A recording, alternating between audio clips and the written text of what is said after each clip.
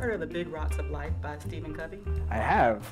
You know, isn't that something to do with like how to prioritize things and exactly make sense of your time? It does. So we're going to just kind of talk that through and look at some big rocks and some small rocks and decide, you know, what that means for Asheville City Schools. Is that all right with you? Sounds good. Awesome. I'd be curious to see if we can make it happen. All right, sounds good. So we're going to use these golf balls to represent our big rocks. Okay. What do you think the big rocks in our system would be?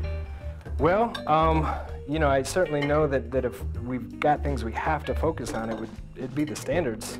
I could see how we have to make sure those get in.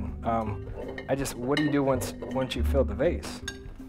What more could fit in there? Yeah, it's pretty full, it appears, but I do believe there's more than just teaching standards to good teaching. So, agreed. What do you think the Scrabble represents? You know, I would say there are so many other programs and initiatives and things that we know we have to sort of do in order to get to the standards and really reach our kids.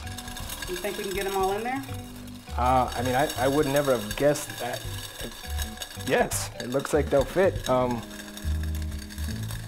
kind of shocked. There is a way to make them connect and be a part of the standards. Yeah, and for our students, they all need the connection. They need us to help provide the connection. They need us to provide examples so that they can connect to the curriculum. And in some cases, they need us to actually bring those connections right to the classroom. There are some other things that we need to do to make sure that our students are successful. So I'm going to bring over some sand. Okay. And what do you think their sand might represent?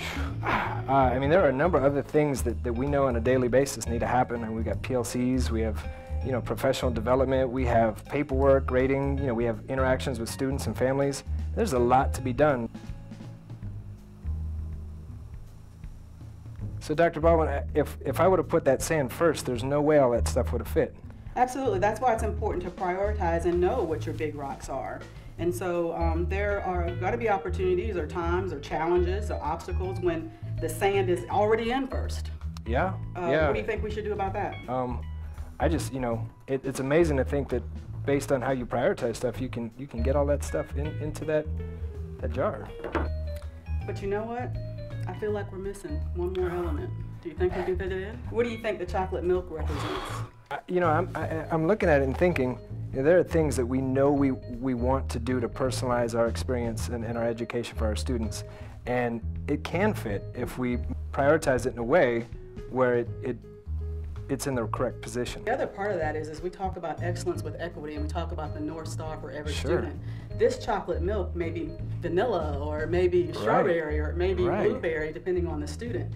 It really doesn't matter the flavor. What matters is that we are meeting the need of the student. And I think about today in professional development and what we're trying to do and focusing on standards and recognizing that we all are responsible for helping our students graduate and to recognize that every piece is something that makes us a school system versus a system of schools.